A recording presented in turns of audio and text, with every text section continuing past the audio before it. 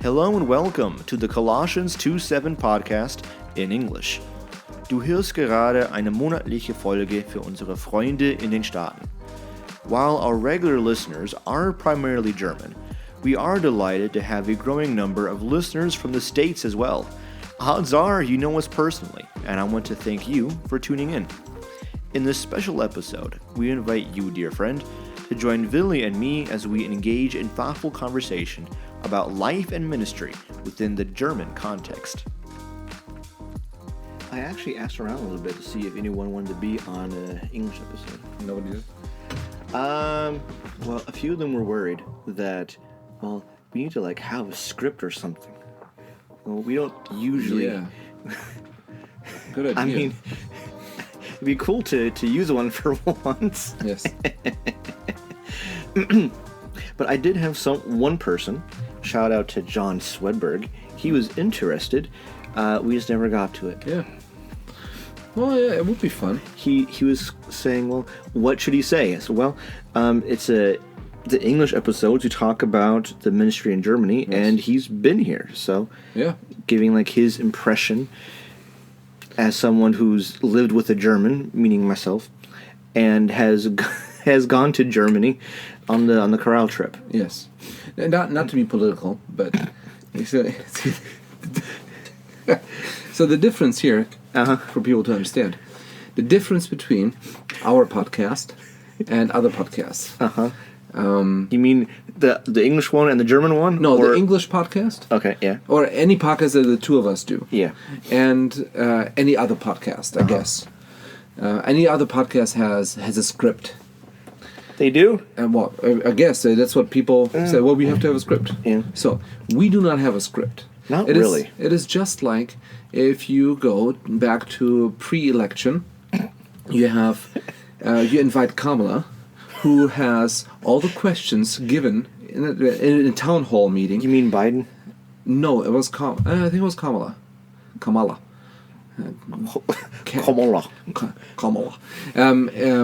So she was invited to a town hall. Mm-hmm. It was her, and so the people asked questions. She had the questions already beforehand, mm-hmm. and the teleprompter actually had the answers. So in that live town hall where people can ask questions, it was all staged because the camera went actually around and you could see the teleprompter and she was reading it. If you're going to do that, at least be wise about it. Yeah.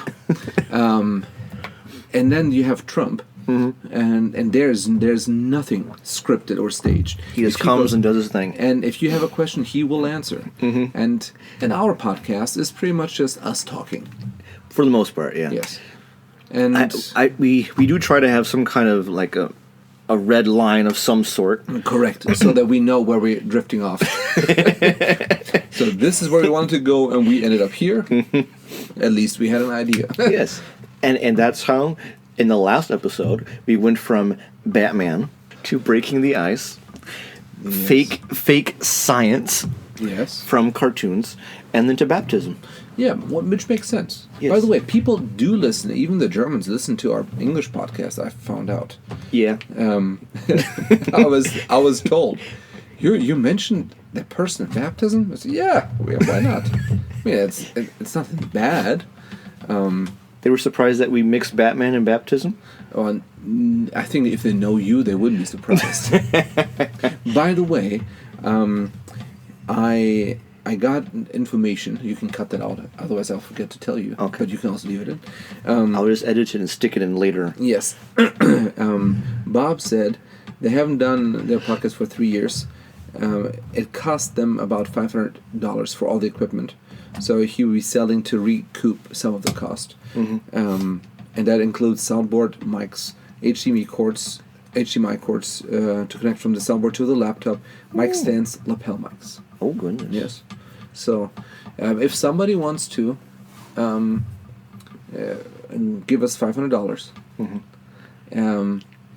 Are those someone's going to be in our church? I don't know. Should we say it in German? We should maybe say it in German. But here's the thing. We might have to wait for that because we have a GoFundMe coming up.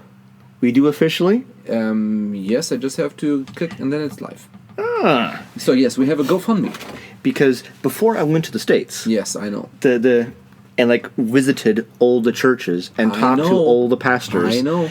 The congregation concluded that it'd be a little bit too premature. Yes. To be spreading that as I'm already in the States. Yes. So the week I get back is when. Correct, because the pastors of this church decided that would be a good idea. Yes. That's why I wrote you. I said, what do you think? I think we should. Because in the meantime, we have talked to the owner of the building. Yeah. And he actually wrote me today. He said, I didn't forget you. Mm-hmm. He's going to call me tomorrow. Oh, okay. And the money is way out of our league. Well, I mean, we don't have any. So yes, even though we didn't have a GoFundMe lined up, I still talked to pastors about this and said, by the way, there's something coming. Yes. And I said, we're looking for about $1 million. Yes, correct. And that is what we're still planning on. Yeah. That's our GoFundMe. It's $1 million. And then they ask, like, how much do you have? Nothing. Nada. Nichts. Niente. Welche Sprachen können wir noch? What else? Nothing. Was Russian in there? Niet. Niet. Do you have money? Niet. Niet. Do you have money? No. And so I say that we have a saying which is money is God's problem. Yes. So we go as wise and as faithful as we can, and if God provides the money, then that was His plan. If He didn't, or if he doesn't, then it's not. Correct. But in all honesty, we have that coming up, and we are trying to raise the money. Mm-hmm. And as soon as possible. Somebody mentioned today, well, do you have to have enough faith? Because I talked about maybe we should rearrange our auditorium because it's so full. Yeah. We are almost 80 people today, and now we're actually running out of space. Yeah. Because we're losing the benches. And I said, well, maybe we should just rearrange. Well, until we have a building. And then somebody said, well, what about having more faith? And I said, well, I wouldn't be surprised if we celebrate Christmas next year in the new building. I think that surprised him. That was too much faith right there. A little too much faith here. But why not? I mean, yeah.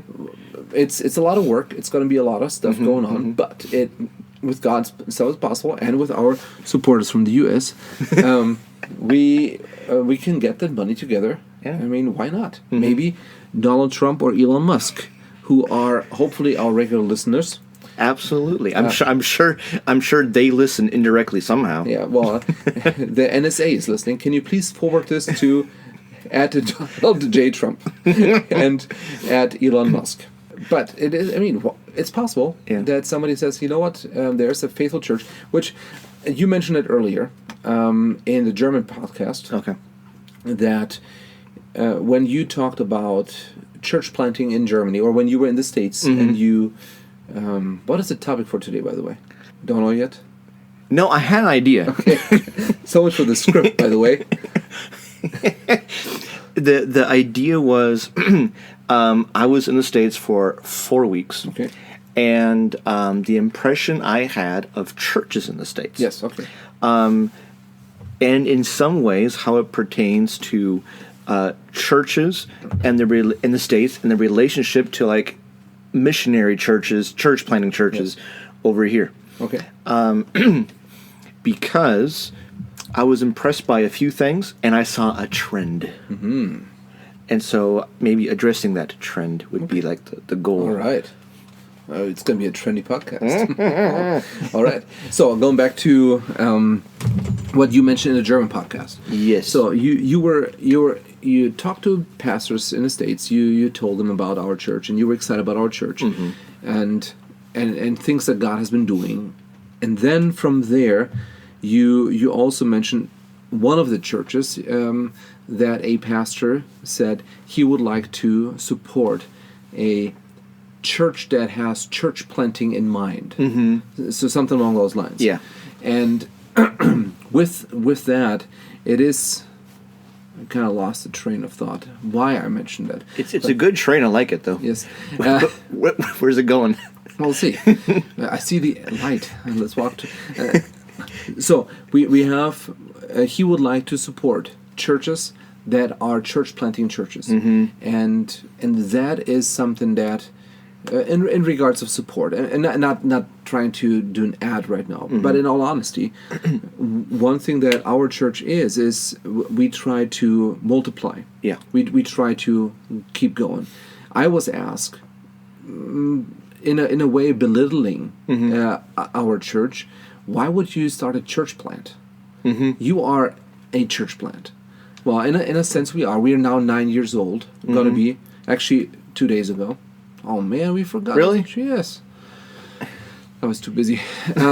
But now we are 9 years old. Next year is going to be our 10-year anniversary. Yes. And as a church. And then I tell people in the States and in Germany that we're planning a church plant. I say, how big are you? Well, we're not that big. But why would you send out people? Well, because it is a good step. It is the next step. And then when I was talking to people regarding the buying a building, including renovations for €1 million, which we can't afford. We have like 50 grand in the bank right Yes. now. That's it. Correct. and you have to have some backup in case something happens. Yeah. So we cannot build on that. We can't even get we can't even put a down payment on it. It's $200,000 down payment. Oh, it is? So, yes. So, but at the same time, we believe God is building His church. And then they said, well, if you now think about a church building, does that mean you're canceling out the church plant? I said, why would you? Well, you're losing people, you're losing givers. Yes. So what? God is building His church, and then I was talking to somebody, should we maybe invest more money into missions? That was an interesting question. Oh. And I said, well... don't forget, we have a church plant coming up. Yes. And at this point, we're putting money aside for the church plant. We as a church save money for the church plant. But then we are sending out a group of people. We're sending out missionaries Yes. to Bayern, Greece to start a church there. That is our mission. Oh, I didn't see it that way. We are, even though we are a quote-unquote missionary church, we are sending out missionaries Correct. to start a new missionary Yes. church. Yes. And for some of our supporting churches in the States, there are multiple churches that sent out or supported the missionaries that started, for example, Ingolstadt. Now, that is, so to speak, their daughter church. Yeah. We are the daughter church from Ingolstadt, which means we are the granddaughter church for the American church. And now the great-granddaughter church is coming in Bayern, Greece, which is really cool when you look at it from that perspective. Yeah. And I'm not sure how big the churches are that support you guys, that you tend to visit. A few mega churches, like 10,000 in there. No, I was kidding. No, it varies from a small church to maybe 400, 500. It felt weird going to a church that has less people than we do on a Sunday morning. And it's, because I never thought of it that way before. Like, our church, it's not even like itty-bitty tiny to like many American standard churches in our circle in the Midwest. Many of them would be about between 50 and like 100 people. Yeah. And so, of course, there's a few that are 150, approaching 200 from our supporting churches. But you will also find several that are 50 to 100 people. Yes. And we fit right in there. Correct. I read somewhere, I couldn't find it online, but I read somewhere that the average church has 70 people in attendance. In the States? In the States. And we always see the 10,000 people. You always see the 10,000. So if you have several 10,000, 30,000 mega churches, then that means you have a lot of churches that have very few people. Yeah. And so therefore we are actually, it is actually, I mean, we're doing well. We're very blessed. Yes. Now, there's a difference in Germany and America in giving, and there's also a difference by building a church building or buying or renting. I would say it's more expensive in Germany than it is in America. Yeah. Especially in the Midwest. Mm-hmm. It might be different on the East and West Coast, but therefore, and also paying a pastor is very different in Germany than it is in America. Because of taxes. Mm-hmm. You lose so much in support if you are if the church wants to pay you. The church has to have so much money in order for you to have a decent amount of money each month. Here's an interesting question. Oh. And we might have to cut this out. I don't know. Okay. But I was asked this by not a church that supports me, but a church that I went to. And this church on a Sunday morning would be about 150. And I was presenting there in Sunday school, and one of the ladies asked, is the reason why our church in particular, and in general churches in Germany, find it difficult to buy a church and support a pastor full time? Is that an issue of tithing? Like, is this like a spiritual issue that the church members have, where they're not tithing enough? And I'll let you answer in a second. I said, I don't think it's primarily a spiritual issue. I don't know how many people in our church tithe. I don't know what they tithe. But I do know that many of them are first generation Christians. Tithing is something that they find out, they learn about, and to some extent they're also practicing. I don't know how much they're giving. I have no idea. Yeah. So in that sense, tithing is not something ingrained into the culture or the church culture as much as in the States, where, I mean, when I was small, my parents, the first pocket money I got, you always had the tithes already calculated in there. These are people who, yes, they have, to some extent, good paying jobs. Some of them work in the vicinity of like Audi. Yeah. But this is something that is brand new to them. So I'm sure to some extent it's a thing where they could be tithing more. I'm sure it's part of it. But I would say a lot more it's, yes, on a Sunday morning we have 80 people attending. We have 46 members, which means that we have 23 couples, which means that we have 23 people or families tithing. That is not enough to pay for rent and a pastor. Yeah. On top of that, this church is 9 years old 2 days ago. Many other churches in the States have been around for decades. Yeah. So you have decades of people tithing, people passing away, giving money to the church. And so now you can have a church with maybe similar people in attendance, but a much greater financial wealth. Yeah. And that's why they can build. That's why they can rent out. That's why they can support their pastor. Yes. Would you agree with that for the most part? Yeah, I would for the most part. As you know, I do not know how much money anybody gives. Yeah. I make a big deal about not knowing. Only one person knows. That's our finance deacon. Correct. Yes.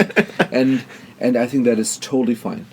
I just the other day there was the offering, and I said, hey, can you? I saw envelopes in there, and I asked somebody, could the two of you, because our treasurer wasn't there, I said, could you please count the money? Because if there is a name on it, I don't want to know how much to give. Yeah. I don't think it's going to affect me, but it could. And even if it doesn't affect me, as soon as I mention money, they will think it affected me. Yeah. And so I make a big deal about, and I would recommend it to you and anybody, any pastor, do not know how much anybody gives.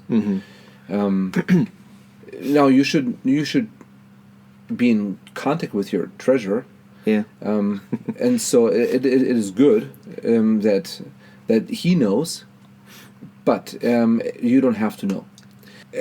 Regarding tithing, I do not believe that it has to be 10%. So the tithe, as it is mentioned in the Old Testament or in Malachi, which is in the Old Testament, but I don't believe it is the rule for us.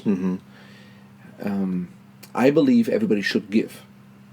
I believe 10% is a good house number to start.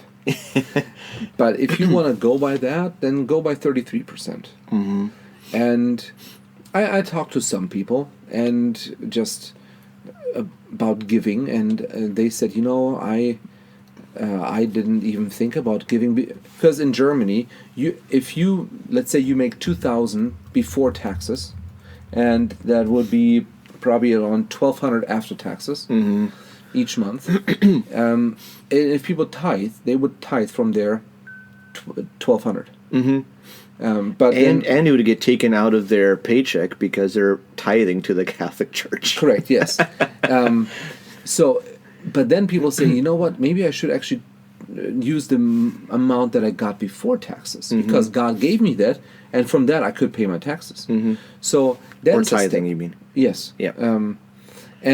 And then you, like you just mentioned, many come from the Catholic Church, and there it was taken out right away out of your paycheck, and they're finally free from that. So they have to understand, no, God wants your money, and you should give it to the church, and not the Catholic Church, to your local church. And but okay, that means you actually have to consider that. You have to consider 10, 15, 20%, 30% to give to the church. And that is something that people don't have in their minds yet completely. We're trying to teach that. We're trying to do that. And but even if 10 people would give, and let's say they make 2,000, that means if each person would give 10%, well, that adds up to 2,000. But that is not enough for the pastor to be paid. No. So you have a pastor that, because from those 2,000, if that's what he has, he will maybe get 500 from that, or 800.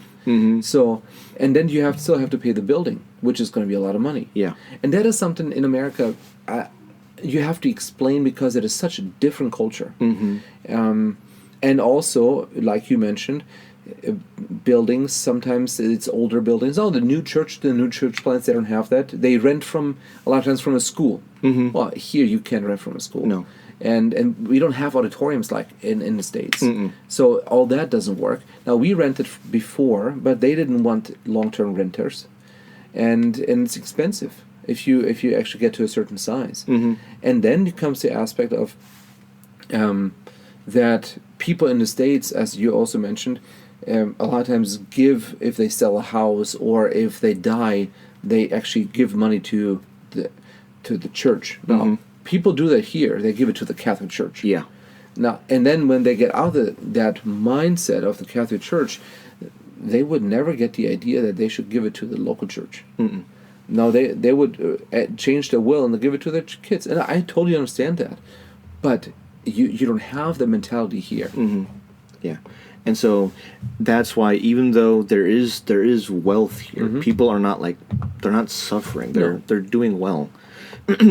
It's a church culture is not something that is as established here as in the States. Correct. And we as a church, I don't think we're bad. We manage our money badly. We support missionaries. We actually have 2 missionaries that we support. Not even with a little bit. We give them a lot of money each month, and then we support already the Ashims when they go back to Congo. Yeah. That money is being saved up, and then we support the church plant. So we actually have we're giving I don't know how much, any percent, but we actually give a big chunk of money each month to missions. It'd be interesting to find out how much percent that is. Yeah, that's true. Because a few of the churches where I went to, they were talking about how much percent it is. And I think on average, this was in one church, he said on average, a church in Iowa would spend about 8% of the budget on missions. And he wants his church to be spending about 20-some%. So it's more than doubling it. Yes. But here's, and maybe this would be a good segue then, but here's a problem, not a problem, but something I have noticed the last 4 weeks when I was in the States. Yeah. Is that they might appreciate the ministry here and really get sold on it. But the problem is they have their missions philosophy is old and outdated to the point where they can't support any new missionaries because they are supporting 20 or 30 retired missionaries. So these are missionaries who 30, 40, 50 years ago went to the mission field. They've been retired for 20 years, but are still depending on gifts from churches to make a living and to stay alive. Yes. And I found that not only in one church, but in 2, maybe even 3 churches, in the 7 churches that I went to, where that particular problem was there. Yeah. Now I understand, and there should be some consideration if you have a missionary that you support, and if you really, if they're retired, I understand for the person, but you should probably have a retirement plan as a missionary, simply because it's not that fair to the church to support you while you're retired. Because the church has only so much money. Yeah. And why do we support missions? Not because of the person. They support because of that mission. And if that mission is accomplished, then you would stop supporting them. Which, of course, it's not that easy, because if you have... you feel for the people, of course, but at the same time, you have to consider also the church. And otherwise, the church, if they have 5 missionaries and all retire, then the church does not have any more money to support missions. Yeah. And so therefore, it is something that should be considered as well. And I'm 35 years young, but I'm old enough to have experienced. I wasn't. Even though I was there, I wasn't fully aware of my parents raising support to go to Germany. I also experienced going on furlough every 2 years for a few weeks, trying to raise support. But then also when my dad got sick and my parents had to move back to the States, also experienced, even though I'm not that old, experienced my parents basically retiring from the mission field, and then churches stop supporting them. Yes. And it hurt, it's because these are churches that you've known for 30 years. They've supported you personally and your ministry in Germany. And now you're back in the States. And in many ways you feel like you're just dropped. You're left alone. Your whole career was doing church ministry, and so you have no career options once you then come back from the mission field. Exactly. And so it hurts, but I understand. Yes. I understand it, but it hurts. Yeah. But then you're looking at, well, where does that responsibility lie? And I'm not trying to be controversial here, because we live in a fellowship of churches which greatly profited from missions agencies that sent missionaries. Yes. All of our churches in our fellowship had their origin from missionary pastors that came, started a church, and whose church started another church. These are missionaries that came 40 years ago? If not more. Yes. 40 years ago. But then the question was, what role did that missions agency have for those missionaries? And what role did the sending church have? Because in many ways, the missions agency would have the responsibility for the missionary without providing also a means of retirement once they're no longer on the mission field. That is changing. That is changing the last few years, where missions agencies are taking on that responsibility too. Yeah. It's raising support also with retirement in mind. Yeah. Whereas when my parents were on the mission field, there was no retirement in mind. Like you were on your own to plan for that. Yeah. So now when you retire from the field, you're kind of left stranded.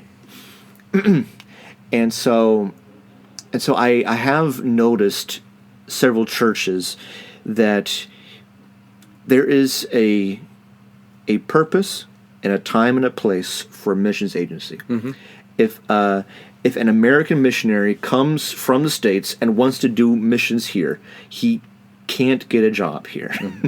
He cannot live here. Right. And so he needs to have that middleman between the sending church in the States, a church in Germany where he's doing his mission work, and then some have some legal means of receiving funds.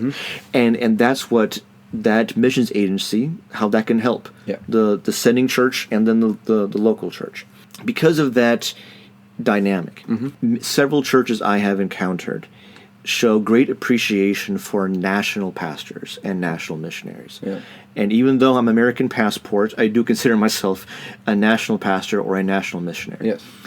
Where my sole accountability is to you as the other pastor and to my local church, first and foremost. After that, it's other churches, other friends, whatever. But it's primarily to you and to my local church. That's where the responsibility lies, and everything else. And I think that's the right way to do it. And I mean, there are lots that you said. Stuff that should cut out too? No, I don't think so. Okay. The part from the missions agency, I have not experienced. We, like you said, we benefited from it. But we didn't have the chance to go with missions agency at that time. They were not. There was no compatibility. Because I'm a foreigner. Because I am actually a German citizen. What? Yes. Did you have to think about that for a second? I was just confused because I got a message. We didn't have the chance to go with a missions agency, so we didn't have that. But at the same time, being in the German system, I have somewhat of a retirement plan from the social system that we have here. How much I will get from that is a different question. But I do appreciate the work that they did. It is important, in my opinion, as a national pastor, that the cooperation between the mission agency or the missionary or the sending church is going really well. They have to communicate. And it has to be a partnership. It is a difference if you have a remote area where the pioneer missionary goes and there's nobody else that he works with. So he starts something from scratch. But in our circle, what we're hoping for is that missionaries would come to work hand in hand with us. That means it is not the missions agency and not even the U.S. local church who is the main leading factor. It is the local church here, and then going out with a missionary. So, for example, if somebody would join you from the States, they would be accountable, yes, of course, to America. They should be. But the sending church is this one here. And it is the local church. You can do a lot of stuff, and you can write your nice little updates to America, and you can tell them whatever you want to. But here's where the people see you. That's where the people are there. And we know the culture. And this is the best way to actually work together.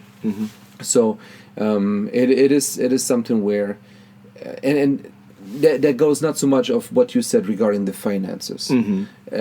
I because there's not much I can add to that. But the fact of how we want to be a church planting church, and how we can work together with the U.S. and even churches that consider supporting you or already support you or support us or consider supporting us. well, how can we do that? It is not how it was for 50 years ago or 20 years ago. It has shifted because the churches have grown here. That, like I said, the great-granddaughter church. And it would be foolish to not even consider the churches that have been established and work with them. And so next year there's going to be somebody coming on a missions trip, going with the missions agency. You talk to him. Yes. You know who? Yes. Nate? Yeah. He's going to be here for 2 weeks, I believe. Really? Yeah. Did he write you? Yes. And he didn't write me. I'm so why we just talked for like 3 hours. Well, maybe he was just tired. No, he's coming, and so which is great to see what are the options, and to see the work here, and so it's going to be awesome. During the missions conference at Faith. Yes. Although now it's not called a missions conference, it's called the GRC, the Global Reach Conference. Oh wow! Yeah. GRC.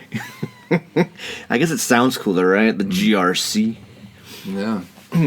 On that Wednesday, there was then a discussion about the future of missions at the school and what direction they like to be going.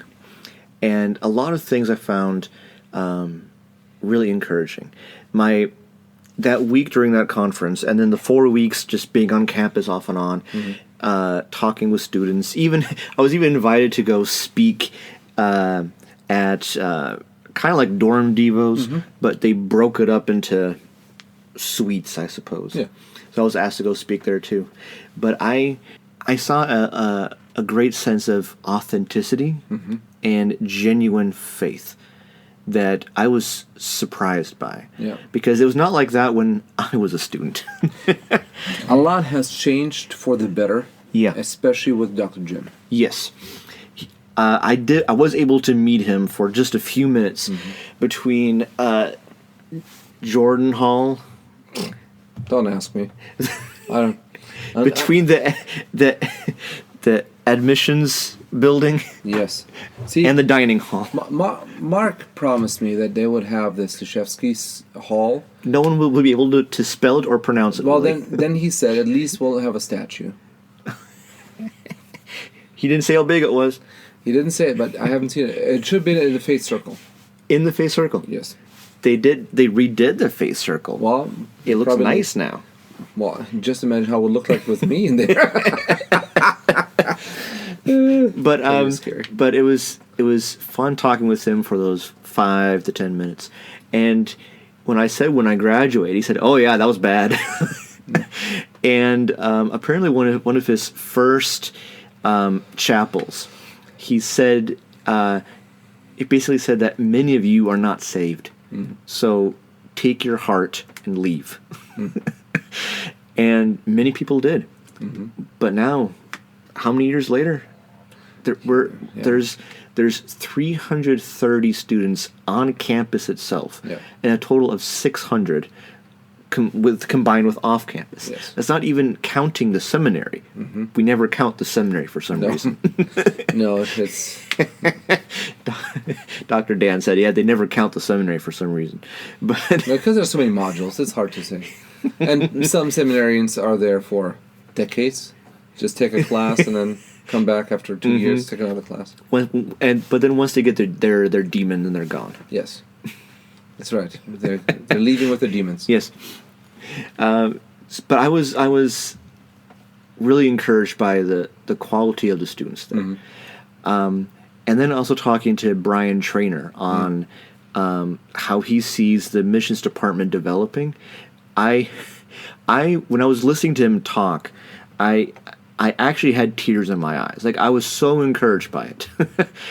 He wanted to bring in several missionaries from the outside to come and teach modules or something.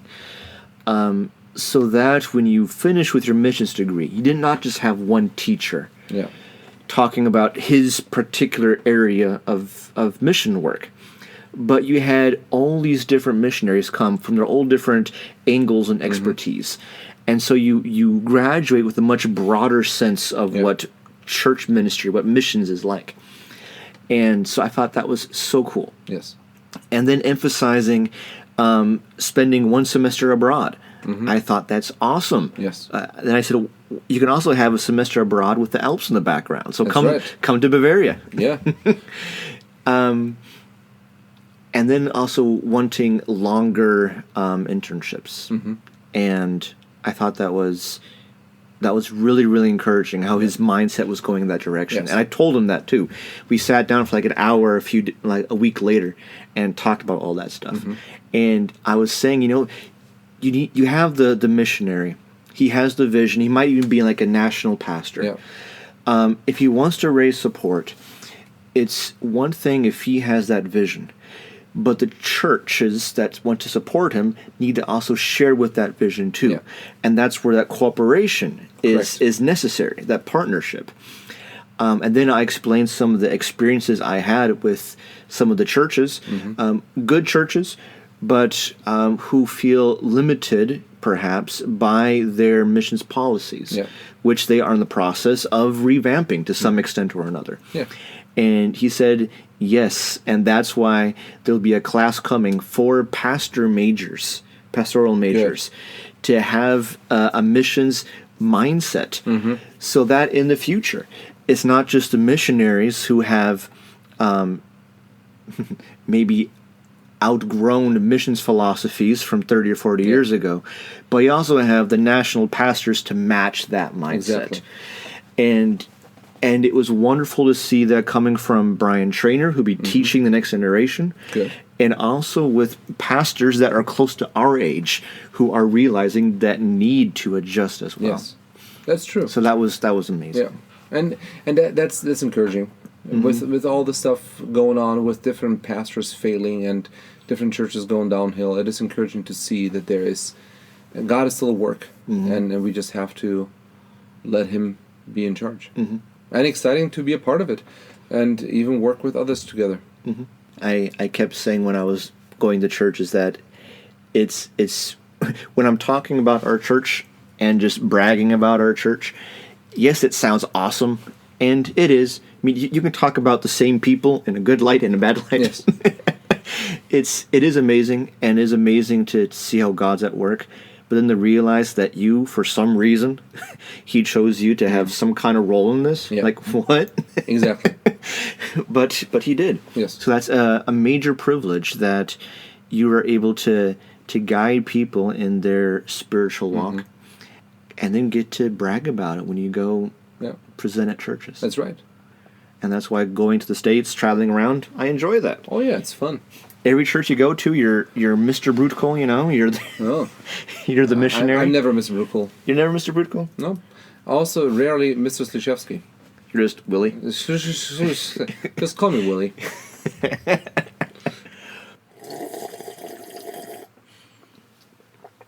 If Daniel or Danya listens to it, he'll appreciate that. He would really be excited about that. But yeah, what should the next topic be? I was talking about this podcast everywhere I went. Oh, good. Yeah. Yeah, we should probably have some Script. Yeah, I would like to have the answers in advance, and maybe a teleprompter with all the questions in advance and the answers too. So all you do is just read it. Just be there and show my face. As I have said many times, I have a face for the radio, and also for podcasts. So. When have you ever said that? Oh, I say it all the time. Yeah. Does your wife agree? Maybe. Probably. Of course.